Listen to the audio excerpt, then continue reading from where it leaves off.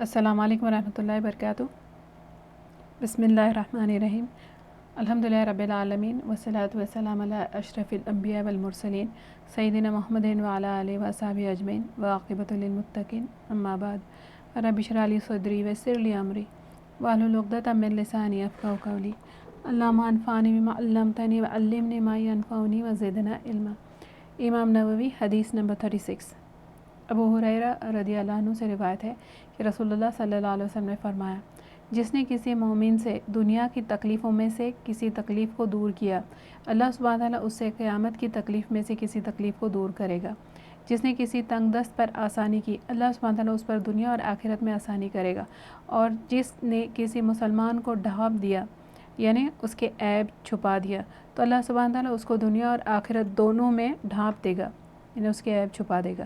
اور اللہ سبحانہ تعالیٰ تب تک اس بندے کی مدد میں ہوتے ہیں جب تک وہ بندہ اپنے بھائی کی مدد میں لگا ہوتا ہے۔ اور جو کوئی کسی ایسے راستے پر چلا جس میں علم تلاش کرتا ہو، تو اللہ سبحانہ تعالیٰ اس کے لیے اس وجہ سے جنت کا راستہ آسان کرتے ہیں۔ اور جو لوگ اللہ سبحانہ تعالیٰ کے گھروں میں سے کسی گھر میں اللہ کے کتاب کی تلاوت کرتے ہیں اور اس کے تعلیم میں مصروف ہوتے ہیں، ان پر سکینت نازل ہوتی ہے، سکون اترتا ہے، اور رحمت انہیں ڈھانپ لیتی ہے، اور فرشتے انہیں گھیر لیتے ہیں، اور اللہ سبحانہ تعالیٰ ان کا ذکر اپنے پاس موجود فرشتوں میں کرتے ہیں۔ اور جس کو اس کے اپنے اعمال نے پیچھے کر دیا، تو اس کو اس کا حسب نسب آگے نہیں بڑھا سکتا، یعنی کسی خاص بڑے خاندان یا بزرگوں یا نیکوں کے خاندان کا ہونے کی وجہ سے وہ آگے نہیں جا سکتا جب تک کہ وہ خود محنت نہ کرے، خود کام نہ کرے۔ تو حدیث میں تکلیف کے لیے جو ورڈ آیا ہے قربتاً، کرب سے، یعنی درد، دکھ، غم، وحشت، بوجھ، اداسی۔ تو کیا ہے کہ یا کوئی بھی دنیاوی تکلیف کوئی دور کرے کسی مسلم سے اور اس کو وہ اس وجہ سے کچھ خوشی دے یا بوجھ ہٹانے کا احساس دے، ریلیف دے، تو اللہ سبحانہ تعالیٰ اس کے قیامت کی تکلیف دور کر دیں گے۔ اور تکلیف ہٹانے کے لیے جو ورڈ آیا ہے حدیث میں نفسہ، نفسہ نے سانس لینا، تو جیسے تنگی دور کرنا ایسا ہے جیسا تنگی جو ہے ایسا ہے جیسا سانس لینے میں ڈیفیکلٹی ہو رہی ہے، سینے کی تنگی، گھٹن، تو یہ دور کرنا ایسے ہے جیسے سانس لینے میں کوئی مسلم آسان کر دے کسی کے لیے۔ تو اس میں ہے کہ کوئی اگر وہ دنیا کی تنگی دور کریں گے تو وہ ایسا ہے جیسے اس کے سانس لینے میں وہ آسانی کر دیں گے، تو اللہ سبحانہ تعالیٰ اس سے جو مدد کر رہا ہے اس کی قیامت کی کوئی تکلیف وہ دور کر دیں گے۔ تو تکلیف دور کرنے کی جو بات آئی ہے سب سے فرسٹ، اس میں وہ جسمانی، مالی، ذہنی، روحانی، جذباتی ہو سکتی ہے۔ اور ہر کوئی اکیلے میں یا سب کے ساتھ تکلیف سے گزرتا ہی ہے، تو پہلے تو ہم کو دوسروں کی تکلیف کا احساس ہو تو دعا کریں ہم، اور فوراً سوچے کہ میں کس طرح اس کے کام آؤں، اور اگر ہم کچھ نہیں کر سکتے تو اس سے سفارش کرے، ہیلپ لے جو ان کے لیے کچھ کر سکتا ہے۔ کہ رسول صلی اللہ علیہ وسلم کے پاس کوئی کچھ مانگنے آتا اور آپ کچھ نہیں کر سکتے تو کسی سے سفارش کرتے تھے کہ کچھ کر دے۔ تو ہم کسی کی تکلیف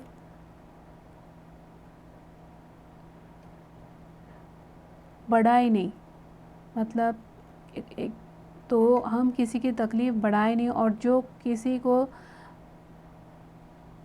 اگر وہ کوئی اور کسی کو تکلیف دے رہا ہے نا تو اس کو ہم روک سکتے تو روکنا چاہیے۔ اور دنیا کی تکلیف ایسی ہے نا کہ ایک نہ ایک دن ختم ہی ہو جاتی ہے، اور ویسے بھی ہر تکلیف شدت کے بعد ٹائم کے ساتھ ساتھ کم ہوتی جاتی ہے، یہ نیچر ہے دنیاوی تکلیف کا۔ لیکن آخرت کی جو تکلیف ہے کبھی ختم نہیں ہوتی، اور اس کی جو شدت بھی ہے کبھی کم نہیں ہوگی، بس بڑھتی چلی جائے گی۔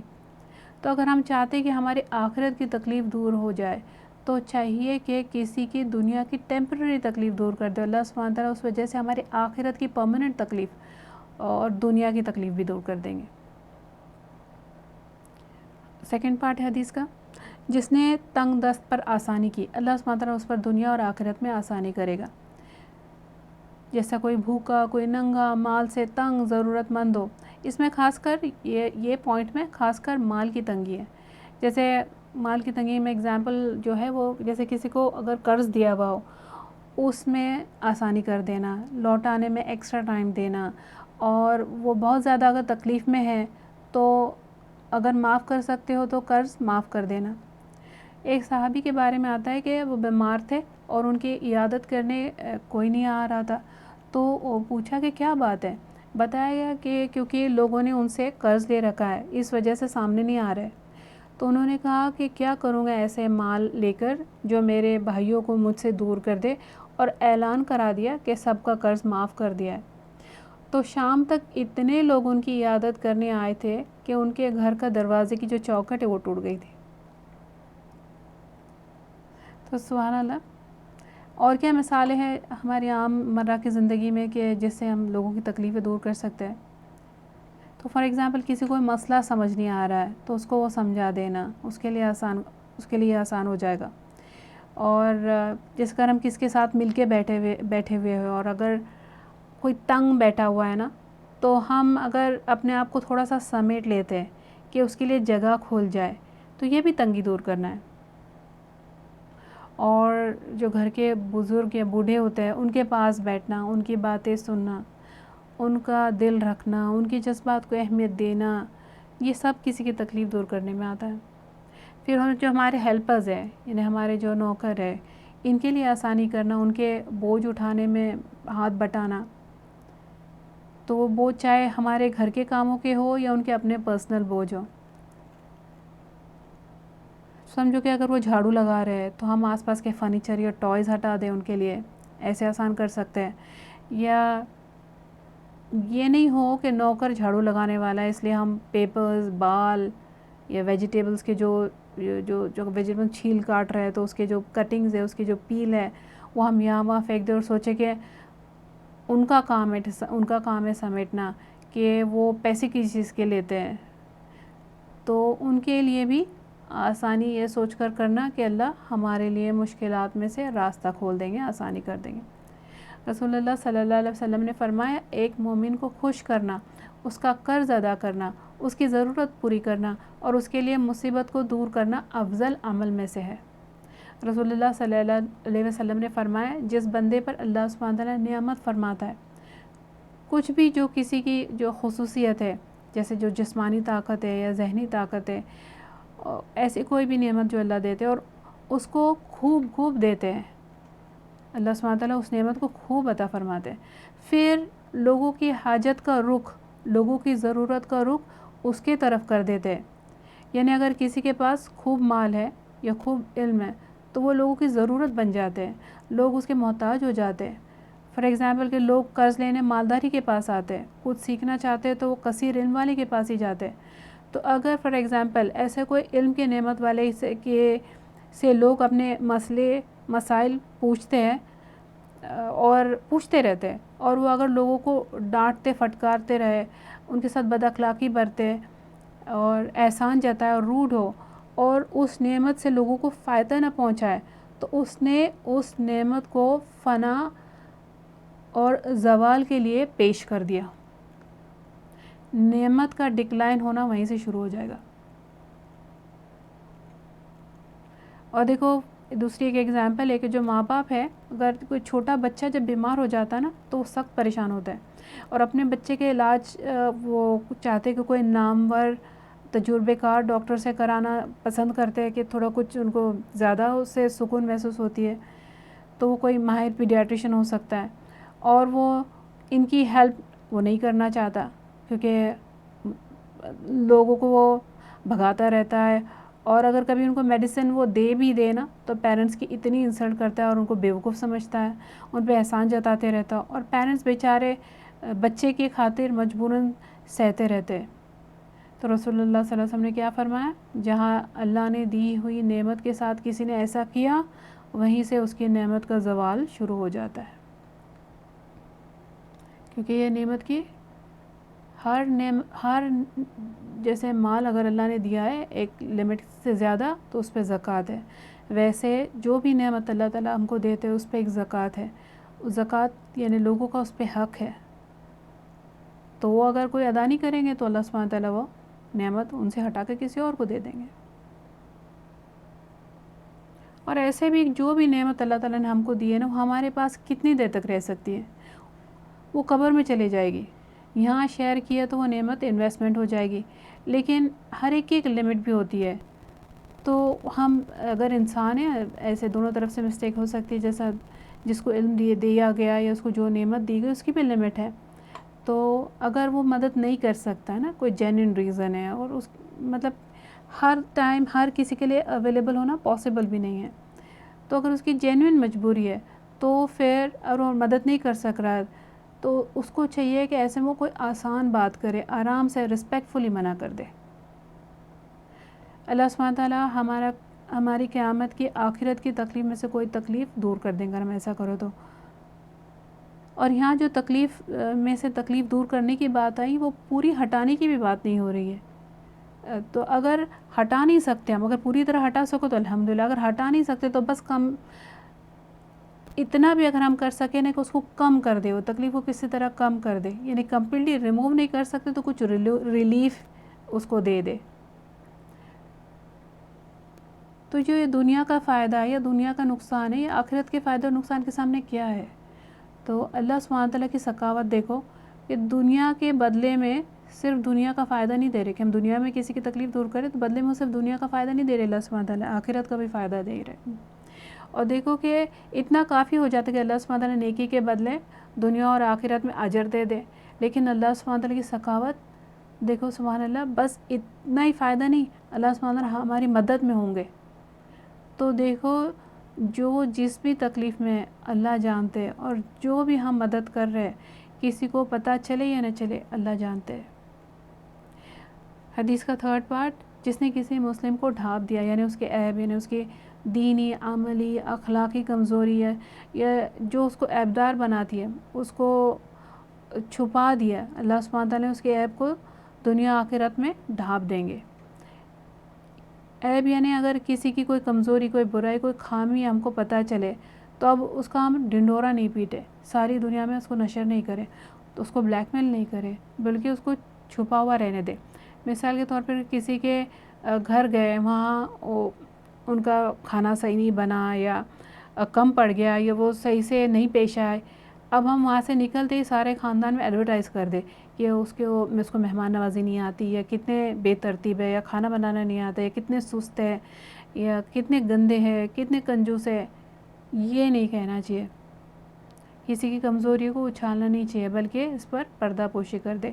رسول اللہ صلی اللہ علیہ وسلم نے فرمایا قیامت کے دن جب سارے نام اعمال انسان کے ہاتھ میں ہوں گے، اللہ سبحانہ تعالیٰ بندے کو بالکل اپنے سامنے بلائیں گے، یہاں تک کہ رب تعالیٰ اس پر اپنا ہاتھ رکھ کر فرمائیں گے تو نے یہ فلاں فلاں برا کام کیا تھا. ایک ایک گناہ کے بارے میں پوچھیں گے، انسان ہر ایک گناہ کا اقرار کرتا جائے گا. وہ سوچے گا کہ اب تو وہ بس تباہ ہی ہو گیا. تو اللہ سبحانہ تعالیٰ فرمائیں گے میں نے دنیا میں بھی تیرے گناہوں پر پردہ ڈالا تھا، کسی کو پتہ نہیں چلنے دیا، آج بھی میں پردہ ڈالتا ہوں، سب معاف کر دیں گے.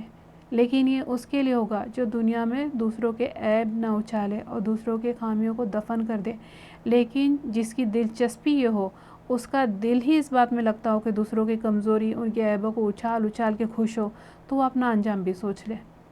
اور صرف آخرت کی ہی نہیں بلکہ دوسری حدیث میں آتا ہے کہ جو مسلمانوں کے عیبوں کے پیچھے پڑا، ان کے عزتوں کے پیچھے پڑا، تو اللہ سبحانہ تعالیٰ اس کی عزت کے پیچھے پڑ جائے گا. اور اللہ سبحانہ تعالیٰ جس کی عزت کے پیچھے پڑ گئے تو اس کو رسوا کر دیں گے، ذلیل کر دیں گے، چاہے وہ اپنے گھر کے اندر ہو. یعنی اس کے لیے رسوائی سے، ذلت سے بچنے کے لیے دنیا میں بھی کوئی سیف جگہ نہیں رہ جائے گی. گھر سے سیف اور کیا چیز ہوتی ہے، لیکن اس کے لیے گھر بھی سیف نہیں رہے گا. گزرے ہوئے نیک لوگوں نے کہا کہ ہم نے ان کو دیکھا جن کے دیکھنے میں کوئی گناہ برائی نہیں نظر آتی تھی، لیکن جب یہی لوگ دوسروں کی برائیوں کو ذکر کرتے، ان کو ایکسپوز کرنے لگ گئے تو ان کی بھی برائیاں ظاہر ہو گئی. اور ہم نے دیکھا جن میں بہت برائیاں پائی جاتی تھی، لیکن ان لوگوں نے دوسروں کی برائی کو اچھالا نہیں، ان کا ذکر نہیں کیا، تو اللہ سبحانہ تعالیٰ نے ان کی برائی کو بھی لوگوں سے بھلائے رکھ دیا۔ اگر دیکھو کہ ٹیچرز ہوتے ہیں تو ان کو چاہیے کہ اپنے اسٹوڈنٹس کی کمزوری پہ پردہ ڈالے رکھے، ڈاکٹرز ہے تو اپنے مریضوں کی بیماریوں پہ پردہ رکھے۔ حدیث میں آتا ہے کہ اگر میت کے عیب کسی کے سامنے آیا اور اس نے اس کی پردہ پوشی کی، جیسا نہلاتے وقت کوئی چیز نظر آ گئی، کوئی یا اسمیل یا چہرے میں کوئی فرق یا بال یا ایسی کچھ بھی، تو اللہ سبحانہ تعالیٰ اس کے اپنے گناہ معاف کر دیں گے، اور ایک اور حدیث میں آتا ہے کہ اس کے گناہ 40 مرتبہ اللہ سبحانہ تعالیٰ معاف کر دیں گے، اتنا بڑا ثواب ہے اس کا۔ تو عیبوں پر جو یہ ہے پردہ پوشی، اس کے 3 کیٹیگریز ہے۔ تو اگر نمبر 1، اگر غلطی گناہ کسی ایسے سے ہو جاتی ہے جو عام طور پر تقوی والے ہوتے ہیں، صحیح کرنے والے ہوتے ہیں، اور یہ خود اپنے عیب چھپانے کی کوشش کرتے، تب تو ضرور ان کی برائی پہ پردہ ڈالنا چاہیے۔ دوسری کیٹیگری کے لوگ ہیں کہ اگر کوئی دھڑیلے کے ساتھ کھلم کھلا گناہ کرتے ہیں، اس کے عیب اور برائی کو چھپایا گیا اگر، تو اس کو اور بھی اس کا حوصلہ بڑھ جائے گا کہ میں جو بھی کر لوں کوئی کانسیکوینسز نہیں ہے، مجھے کوئی کچھ نہیں کہتا، تو اس کو کال آؤٹ کرنا پڑے گا، اس کو روکنا پڑے گا۔ اور گھر کے اور کمیونٹی کے وہ لوگ جن کو اہل الحسبہ کہا جاتا ہے، یعنی حساب لینے والے بڑے لوگ، تو ان کو اب ضروری نہیں کہ یہ بڑے صرف عمر میں بڑے ہو، کبھی کبھی عمر میں چھوٹے ہو کے مرتبے میں بڑے ہوتے ہیں، یا ان کی اخلاق کی وجہ سے ان کی عزت ہوتی ہے، تو ان کو روکنا چاہیے، اور وہ یہ اگر یہ نہیں کرتے تو غلط کرتے ہیں۔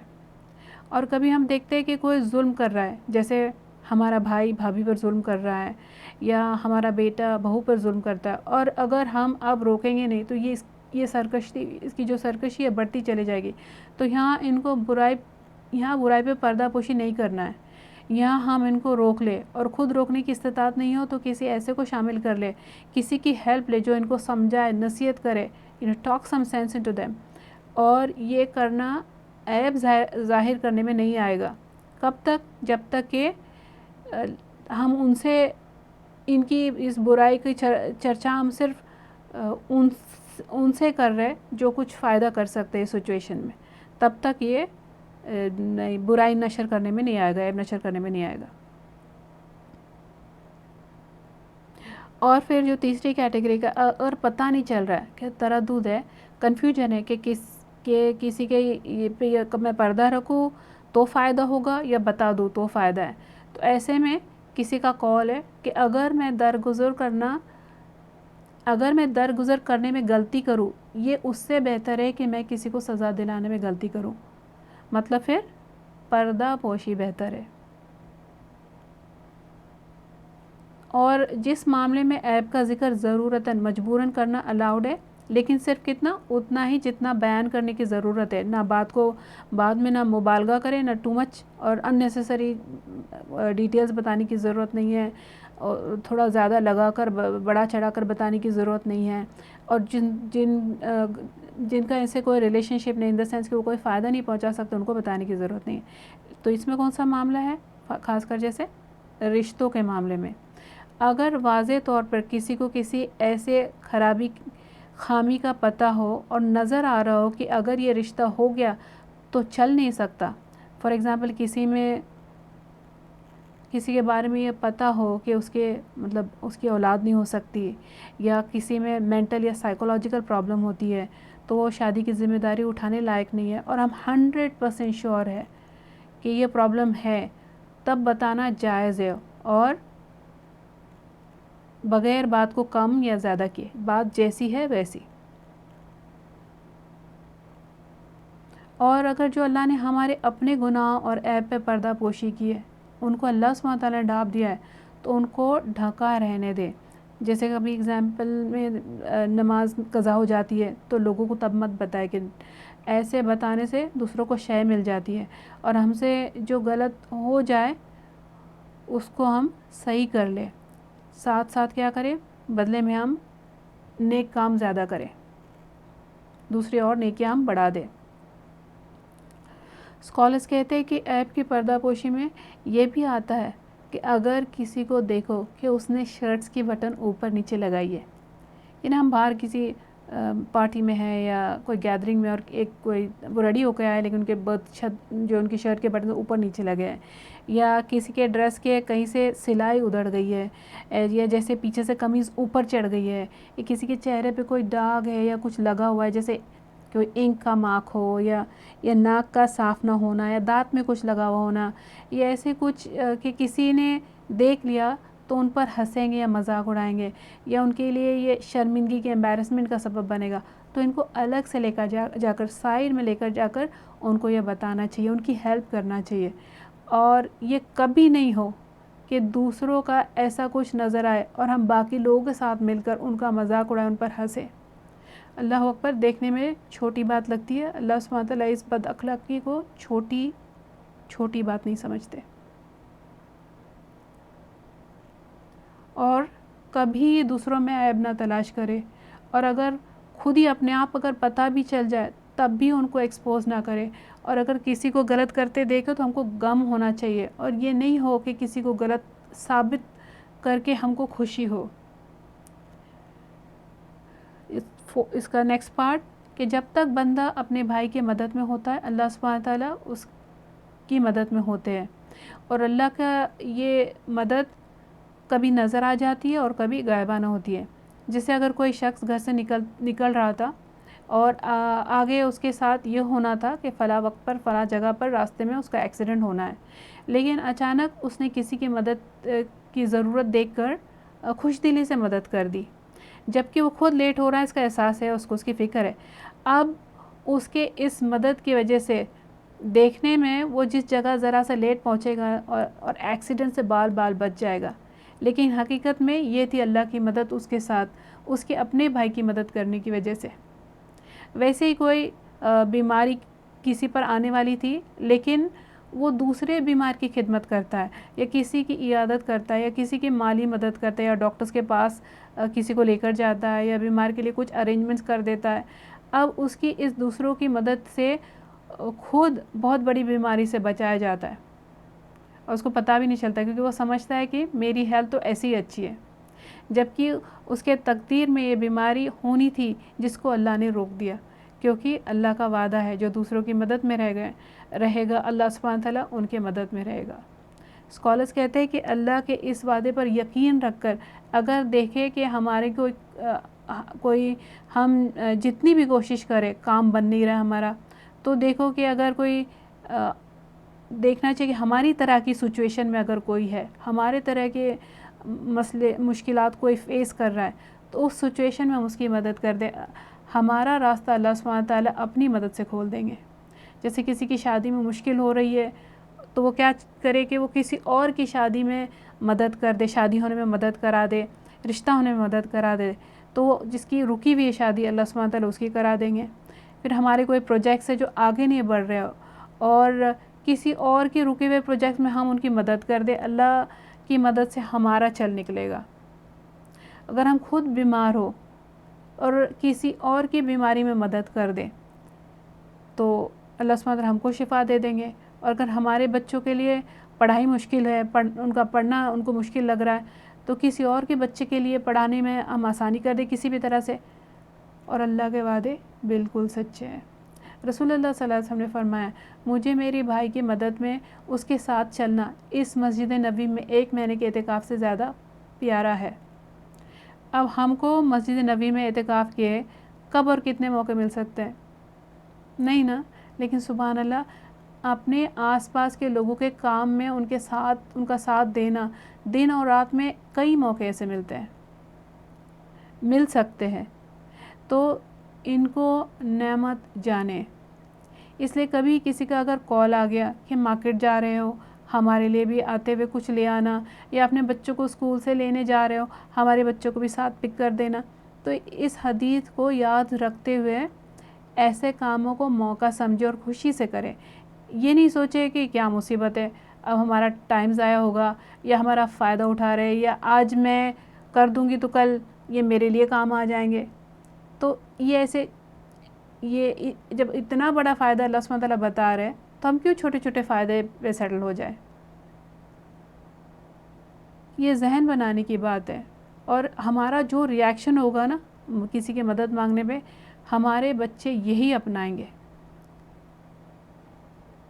تو اس بات پہ، اس حدیث پہ، اللہ کی بات پہ یقین ہو، مزاج بنائیں کہ ہم جب کسی اور کی مدد کرنے جاتے ہیں دراصل میں ہم اپنی ہی مدد کرتے ہیں، ہم اپنی ہی خاطر جاتے ہیں. اور اللہ ہم کو موقع دے رہے، اللہ ہم کو اپارچونیٹی دے رہے، اللہ ہم کو نیکی کے لیے چن رہے، تو شکر کے ساتھ ان کو لینا چاہیے. ایک ماں ہے، انہوں نے کہا کہ جب وہ اپنے بچی کو اسکول چھوڑنے کے لیے کار سے جاتی ہے تو وہ اور اس کی بچی راستے میں ساتھ ساتھ نظر رکھے ہوئے ہوتے ہیں، بس سٹاپ پر دیکھتے ہیں کہ اگر کوئی ہو جس کو یہ لفٹ دے دے، اس کو رائڈ دے دے. سوچو یہ بچی کس ذہن کے ساتھ بڑی ہو رہی ہے. ماشاءاللہ، اللہ سبحانہ تعالیٰ ہم کو اور ہمارے بچوں کو یہ سوچ دے دے. ایک بار رسول صلی اللہ علیہ وسلم اور کچھ صحابہ ایک سفر میں مدینہ کی طرف لوٹ رہے تھے. مدینہ قریب تھا اور حضرت جابر رضی اللہ عنہ کا اونٹ انہیں بہت تنگ کر رہا تھا. رسول صلی اللہ علیہ وسلم ان کی تکلیف دور کرنا چاہتے تھے تو جابر رضی اللہ عنہ سے کہا کیا تم یہ اونٹ مجھے بیچو گے؟ پھر قیمت طے کی. تو دیکھو، اگر ہمارے کسی چیز، کوئی بھی چیز ہو، اس کے ساتھ ہمارا ایک ایموشنل اٹیچمنٹ بھی ہوتا ہے. ہماری اپنی کوئی چیز ہو تو ایموشنل اٹیچمنٹ ہوتا ہے اس کے ساتھ. جیسے یعنی صرف بات فائنینشیل نہیں ہوتی ہے، ایموشنل بھی ہوتی ہے. جیسے کوئی گاڑی ہو یا جویلری ہو یا فرنیچر ہو یا برتن ہو، اور اگر اس چیز کا فائدہ ہونا بند ہو بلکہ وہ اس سے پریشانی زیادہ ہو جائے تو دل کیسے ہوتا ہے؟ اب جب اس تنگ کرنے والے اونٹ کے بارے میں رسول اللہ صلی اللہ علیہ وسلم نے حضرت جابر کے ساتھ یہ ڈیل کی تو آگے کا سفر جو ہے تکلیف کے باوجود ان کے لیے آسان ہوا نا. اور جابر کہتے ہیں کہ جب مدینہ پہنچے تو مسجد کے باہر میں نے ایک پتھر سے اونٹ کو باندھا اور رسول اللہ علیہ وسلم سے عرض کیا آپ کا اونٹ آ گیا. رسول اللہ علیہ وسلم نے اونٹ کی قیمت دی اور پوچھا کیا یہ قیمت پوری ہے، تم راضی ہو؟ میں نے کہا جی ہاں یا رسول اللہ صلی اللہ علیہ وسلم. پھر آپ نے فرمایا قیمت اور اونٹ دونوں تمہارے ہیں، دونوں لے جاؤ. رسول اللہ صلی اللہ علیہ وسلم کا ان کو دوسرے اونٹ خریدنے کے لیے مدد کرنے کا طریقہ دیکھو کتنا خوبصورت ہے. ان کے راستے کی تکلیف بھی آسان کی، ایموشنلی بھی اچھا فیل کرایا اور ان کی امید سے بڑھ کر ان کو دے دیا. اور ہم میں سے کوئی بے لوث اللہ والا ہی جو ہے وہ ایسی سوچ رکھ سکتا ہے، وہی ایسا کر سکتا ہے. اللہ ہم کو ان میں شامل فرمائے. رسول اللہ صلی اللہ علیہ وسلم نے فرمایا جو شخص اپنے بھائی کی حاجت پوری کرنے کے لیے ساتھ چلا، اللہ سبحانہ تعالیٰ اس کو اس دن ثابت قدم رکھیں گے جس دن قدم ڈگمگا جائیں گے. دنیا میں دیکھو اکثر جب بھی ہم خوف کا کوئی موقع ہو نا، اگر ڈر لگتا ہے ہم کو کس وقت تو پیر کانپنے لگ جاتے ہیں.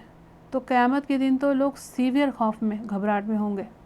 لیکن جو یہ کام کریں گے، دوسروں کی مدد، دوسروں کے ساتھ چلنا ان کی مدد کے لیے، ان کو خوف نہ ہوگا. ان کے قدم اللہ سبحانہ تعالیٰ اس دن ثابت رکھیں گے. اور کبھی ہم خود کچھ نہیں کر سکتے کہ کوئی مدد مانگ رہا ہے لیکن ہمارے بس کے باہر ہے تو دوسروں کی توجہ دلا دے اس طرف. ایک شخص نے رسول اللہ صلی اللہ علیہ وسلم سے سواری مانگی جو آپ کے پاس نہیں تھی تو آپ نے کسی اور کا نام بتا دیا اور کہا کہ شاید وہ تمہیں دے سکے. تو وہ اس کے پاس گیا اور اس کو سواری مل گئی. آ کر رسول اللہ علیہ وسلم کو بتایا تو آپ نے فرمایا جو شخص کسی کی خیر کے طرف رہنمائی کرتا ہے، خیر کا راستہ، خیر کا موقع بتاتا ہے تو اس بتانے والے کو بھی اتنا ہی ثواب ملے گا جتنا دینے والے کو. اللہ اکبر. حدیث میں آتا ہے کہ ایک آدمی جنگل میں جا رہا تھا تو ایک آواز اس کے کانوں میں پڑی جو بادل میں سے آ رہی تھی، جاؤ جا کر فلاں شخص کے باغ پر برسو، باغ کو سیراب کرو. اس آواز پر بادل ایک ڈائریکشن میں بڑھنے لگا اور جا کر ایک پتھریلی جگہ پر برسا جہاں سے بہہ کر ایک جگہ جا کر جمع ہو گیا. اس نے جا کر دیکھا کہ وہاں سے ایک دوسرا آدمی کدال کے ساتھ اس پانی کو اپنی زمین پر لگا رہا ہے. اس نے اس کا نام پوچھا تو وہ وہی تھا اور پھر پورا واقعہ سنایا. پھر پوچھا کہ تم ایسا کیا کرتے ہو کہ تمہارے لیے یہ کیا گیا؟ اس نے کہا میرے پیداوار، میری آمدنی کے میں 3 حصے کرتا ہوں.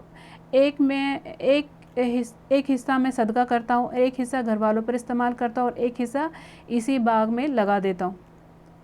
دیکھو جس کے کام کی شروع میں ہی دینے کی نیت ہو دوسروں کے کام آنے کی نیت ہو تو اللہ سبحانہ تعالیٰ کیسے اس کی مدد کر رہے ہیں۔ لیکن اور ایک امپورٹنٹ پوائنٹ یہاں ہے کہ ساتھ میں بیلنس بھی ہے، وہ اپنے فرض اپنی ذمہ داری میں کوئی کمی نہیں کر رہا ہے، اور محنت بھی ہے اور آگے کی پلاننگ بھی ہے۔ اور نیکسٹ پارٹ ہے کہ جو شخص علم تلاش کرنے کے راستے میں ہوتا ہے اللہ سبحانہ تعالیٰ اس کے لیے جنت کا راستہ آسان کر دیتے ہیں۔ تو یہ کون سا علم ہے؟ یہ علم شرعی علم ہے۔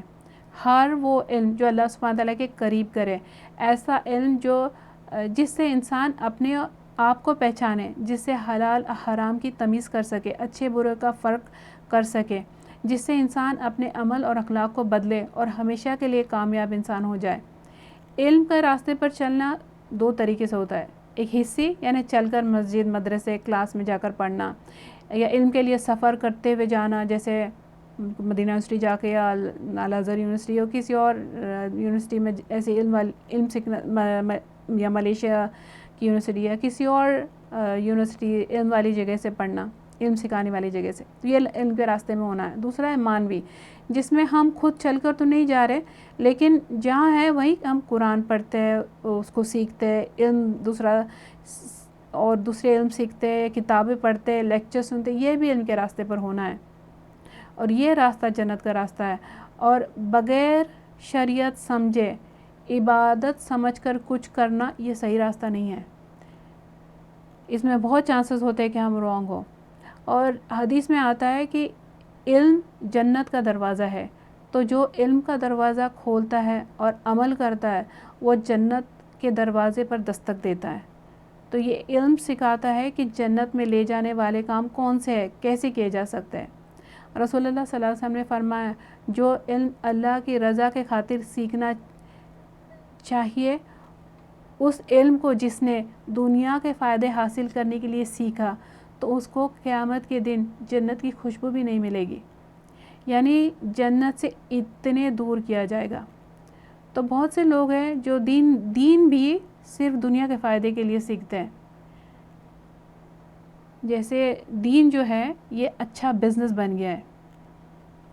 پھر اکثر ایسے اوپر سے دینی نظر آتے ہیں، باتوں میں دین ہوتا ہے، دوسروں کے لیے نصیحتیں ہوتی ہے، لیکن ان کے اپنے عمل میں دین جب دنیا کا فائدہ کراتا ہے تب تو ٹھیک ہے، اور جہاں دنیا کا نقصان ہوتا دیکھتے ہیں، دین میں جگاڑ نکالنے کے لیے ان کے پاس اتنا علم تو ہوتا ہی ہے۔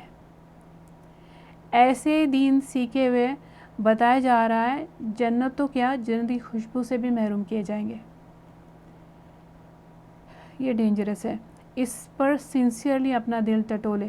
اللہ سبحانہ تعالیٰ فرماتے ہیں کہ دین میں داخل ہو جاؤ پورے کے پورے۔ اور بہت دفعے ہم ہمارے دین کے ساتھ سنسیئرٹی کو لے کر دھوکے میں ہوتے ہیں، اور آس پاس کے لوگوں نے بھی ہم کو کنونس کیا ہوتا ہے، یا یہ نہیں ہو کہ اس دھوکے پر موت آ جائے۔ علماء کہتے ہیں کہ علم عمل کو پکارتا ہے، اور اگر عمل جواب دے دے تو رہ جاتا ہے، اور اگر جواب نہ دے تو علم رخصت ہو جاتا ہے۔ اور کہا کہ جو علم پر عمل کرتے ہیں، جو بھی جتنا علم ہمارے پاس ہے اس پر عمل کرتے ہیں، تو اللہ سبحانہ تعالیٰ اس کو وہ علم بھی عطا کر دیں گے جو اس کے پاس ابھی نہیں ہے۔ یعنی عمل وجہ بنتا ہے علم میں اضافے کے لیے۔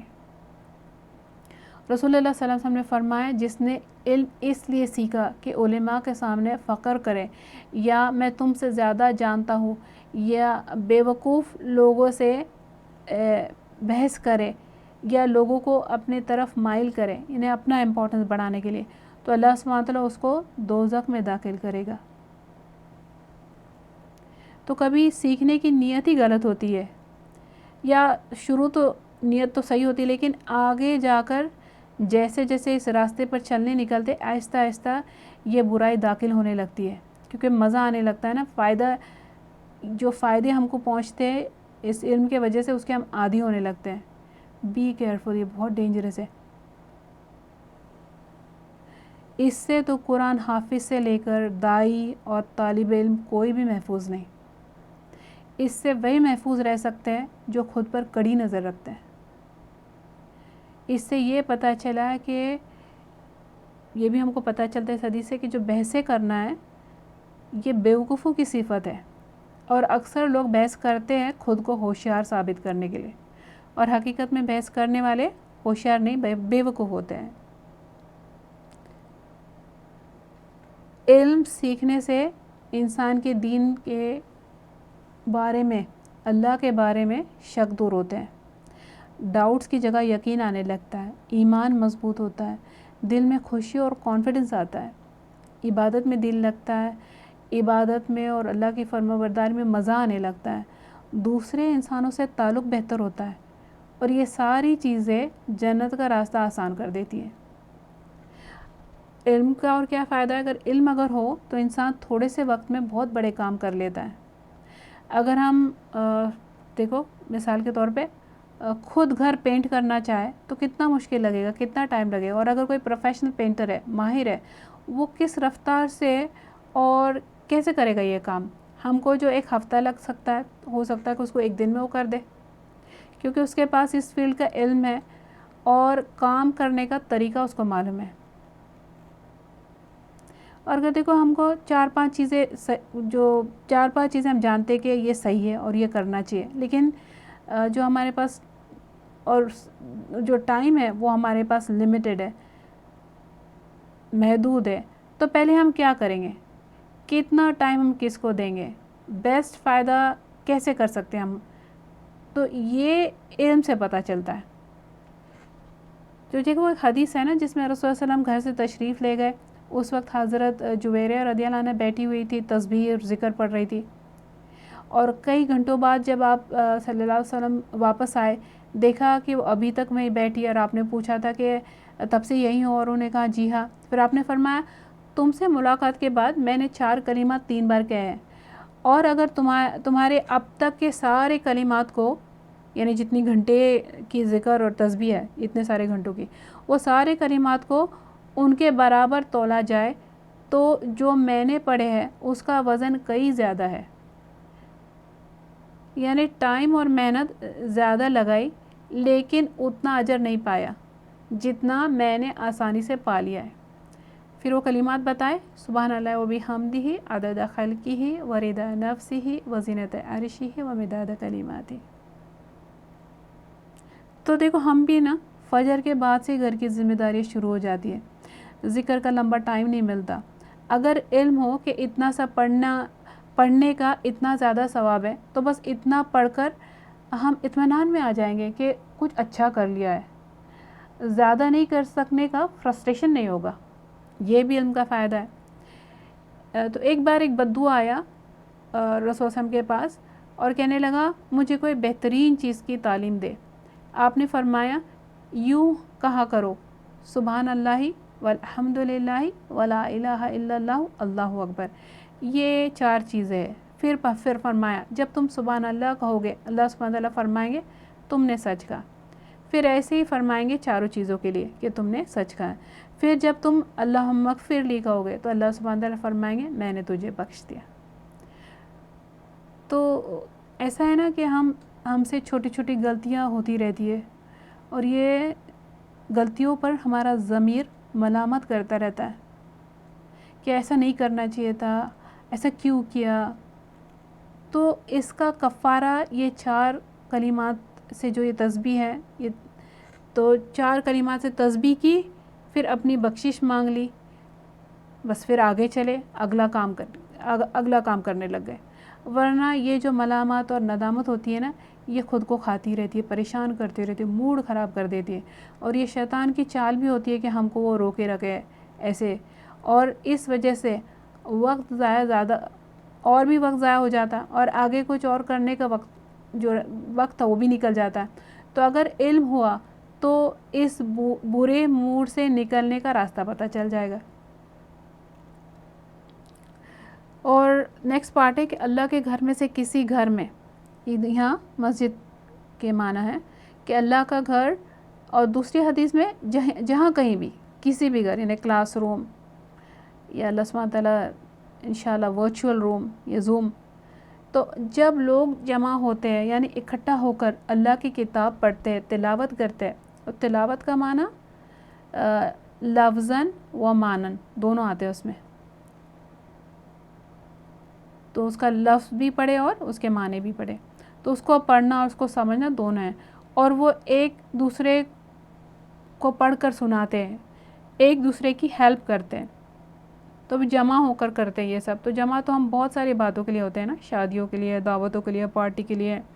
یہاں جمع ہونا اللہ کی کتاب قرآن کے لیے، اور قرآن سے ریلیٹڈ جو بھی علوم ہے وہ سیکھنے کے لیے، جیسے اس میں تلاوت ہے، اس کا ترجمہ ہے، تفسیر ہے، اور تفسیر کی سمجھ کے لیے حدیث اور رسول صلی اللہ علیہ وسلم کی سیرت اور عقیدہ، اور قرآن پر عمل کے لیے فقہ سیکھنا، یہ سب اس میں آتا ہے. تو ان کو کیا ہوتا ہے، ایسے کرنے والوں کو کیا ہوتا ہے، تو ان پر سکینت اترتی ہے. اور سکینت کیا ہوتی ہے؟ سکینت ہے دل کا سکون، سینے کا کھلا فیل ہونا، دل میں سکون کی وجہ سے قرار، اطمینان اور راحت محسوس ہونا. اور یہ حقیقت میں قرآن اگر پڑھتے ہو یا ایسی جو علم کی مجلس میں ہو تو حقیقتاً یہ فیل ہوتا ہے، اسپیشلی مسجد میں. تو لوگ سکون پانے کے لیے پہاڑوں پر چڑھ جاتے ہیں، کتنی دوائیاں کھاتے ہیں، کیسے exercise programs, motivation workshops join کرتے ہیں. اور اللہ سبحانہ نے قرآن میں فرمایا الا بذکر اللہ تطمئن القلوب، صرف اللہ کے ذکر ہی میں دل راحت پاتے ہیں. اور قرآن میں قرآن کو ذکر کہا گیا ہے، قرآن کا نام. اور کیا ہوتا ہے، ان کو اللہ کی رحمت ان کو ڈھانپ لیتی ہے. رحمت مطلب کیا ہوتا ہے کہ ان کی حفاظت کی جاتی ہے، ان کی رہنمائی کی جاتی ہے، رائٹ ڈائریکشن بتایا جاتا ہے، ان کو صحیح غلط کا فرق کرنے آ جاتا ہے، اور ان کے دل نرم کیے جاتے ہیں.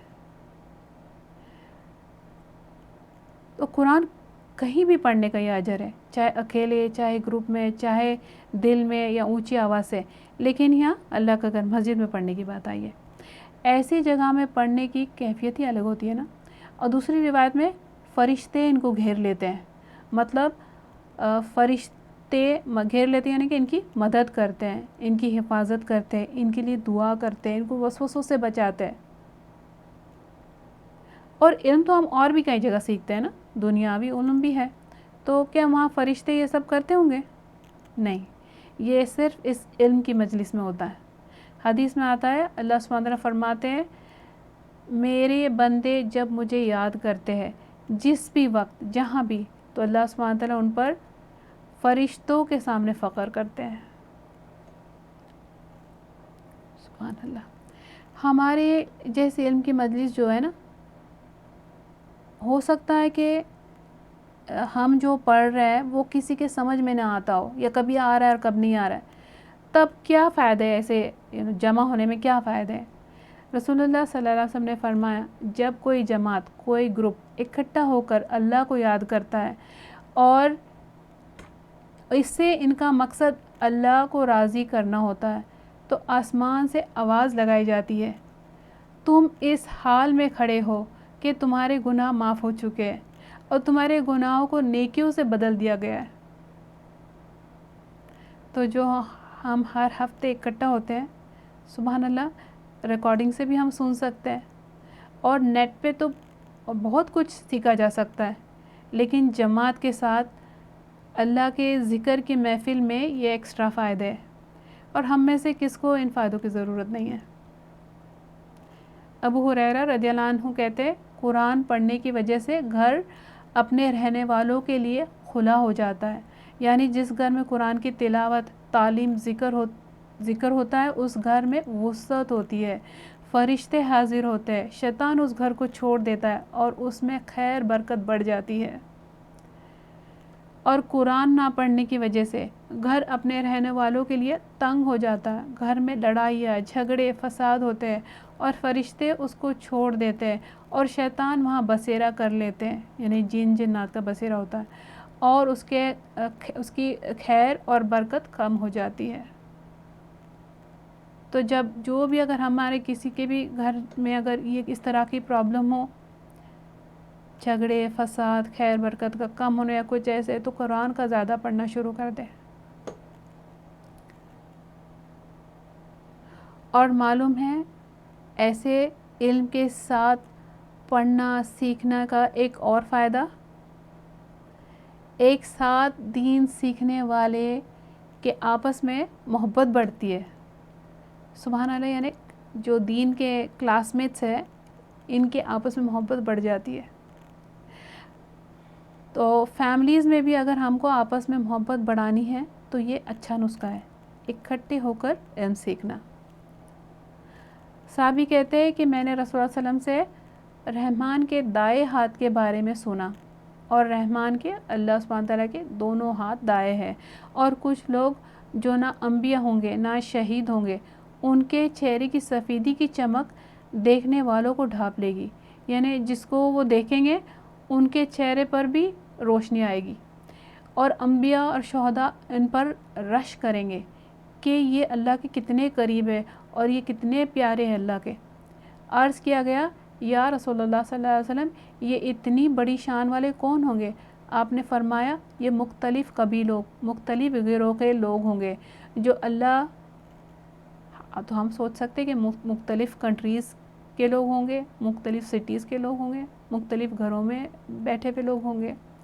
تو آپ نے فرمایا یہ مختلف قبیلوں، مختلف گروہ کے لوگ ہوں گے جو اللہ کے ذکر پر جمع ہوئے، بس اور کوئی وجہ نہیں تھی، صرف دین نے ان کو اکٹھا کیا، اور عمدہ کلام کو، اچھی بات کو اس طرح چن چن کر لیتے ہیں جیسے کھجور کھانے والے عمدہ کھجور چنتے ہیں. تو سبحان اللہ، اچھی بات یہ ایسے چنتے ہیں جیسے ہم بازار جاتے ہیں تو چن چن کر اچھے فروٹس، اچھی سبزیاں لے کر آتے ہیں ہم، کہ تو یہ ہے کہ بس ہم جس بھی مجلس میں ہوں وہاں سے ہم جو چاہے چن سکتے ہیں، اچھا یا برا.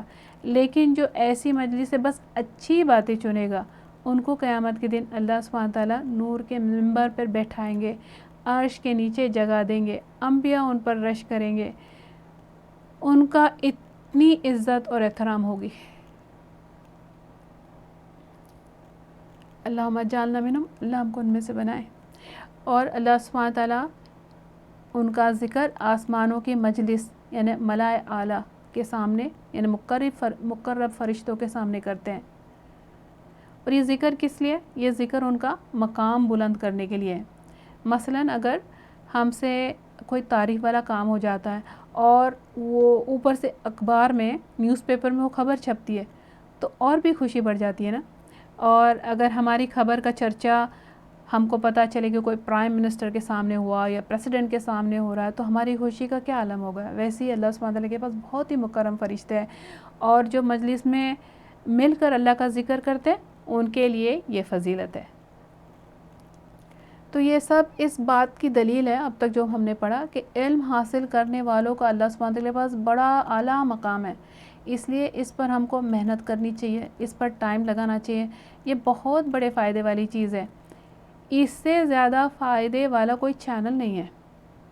اللہ ہم کو اس پر استقامت عطا فرمائے کہ آخری سانس تک ہم کبھی یہ علم کا راستہ نہ چھوڑیں. تو فیملی میں بھی مل کر بیٹھے، دین میں ایک کھانے کے ٹائم پر جہاں ہم سب مل کر بیٹھتے ہیں تب، یا ہفتے میں ایک بار جیسے بھی ہو، اور وہاں اللہ کا ذکر کرے، اللہ کو یاد کرے، کچھ سیکھے سکھائے، دعا مانگے، کتاب پڑھے. اللہ رب العالمین قبول کرے، اللہ ہم کو توفیق عطا کرے. اور نیکسٹ پارٹ، جس کا عمل، جس کی سستی اس کو پیچھے کر دے، اس کا نسل اس کو آگے نہیں بڑھا سکتا. تو اگر عمل پیچھے کر دے تو نیک اشرف خاندان آگے نہیں بڑھائے گا. بڑے خاندان اور بڑی نسل جو سمجھی جاتی ہے، اس کا فائدہ دنیا میں تو ضرور ہوتا ہے، لوگوں نے ایکسپیرینس کیا ہوگا نا، لیکن آخرت میں اس سے کوئی فائدہ نہیں ہوگا. اگر کسی کے بڑے بزرگ عالم تھے، نیک تھے، ان کے کام کو بھی آگے لے کر جانا ہے نا تو عمل کرنا پڑے گا.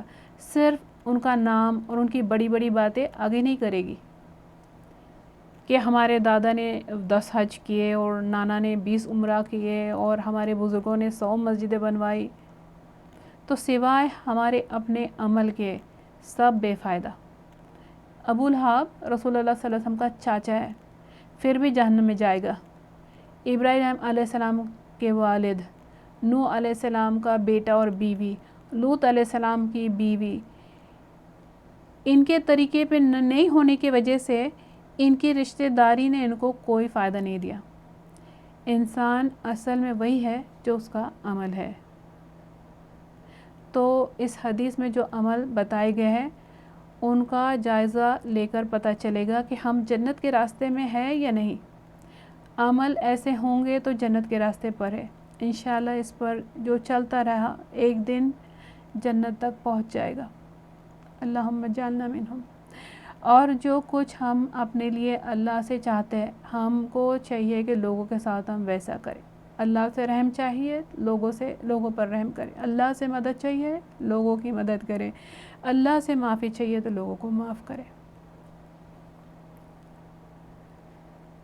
سوال پوچھا گیا ہے کہ کچھ لوگ علم ہو کر گناہ کیسے کرتے ہیں علم ہونے کے باوجود۔ تو دیکھو کہ اللہ سبحانہ وتعالیٰ قرآن میں فرماتے ہیں کہ سب سے زیادہ اللہ سے ڈرنے والے علماء ہوتے ہیں، یعنی صحیح علم والے اللہ سے سب سے زیادہ ڈرتے ہیں۔ لیکن انسان ہونے کے ناطے ان سے کبھی گناہ ہو سکتا ہے، تو وہ فوراً توبہ کرے، اصلاح کر لے، استغفار کرے۔ لیکن علم کا مطلب جو ہے نا، وہ علم کا مطلب ہوتا ہے اللہ کی پہچان۔ جو جتنا اللہ کو پہچانے گا اتنا اس کا تقویٰ زیادہ ہوگا۔ اگر علم ہونے کے باوجود کوئی سرکشی کرتا ہے، بار بار گناہ میں پڑتا ہے، تو اس نے اللہ کو پہچانا ہی نہیں۔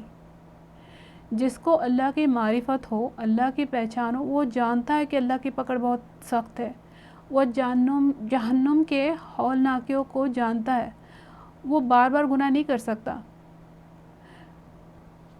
تو اور جو سچی استغفار کرے اس کو چاہیے کہ پھر وہ مایوس بھی نہ ہو۔ اللہ معاف کرتے ہیں، اور توبہ قبول ہونے کا ثبوت ہوتا ہے کہ نیکیاں کرنے کی توفیق ملتی ہے، نیکیاں بڑھتی چلی جاتی ہے۔ اللہ تعالیٰ ہم کو اس کی توفیق عطا کرے۔ اس کے ساتھ الحمدللہ حدیث نمبر 36 کمپلیٹ ہوئی۔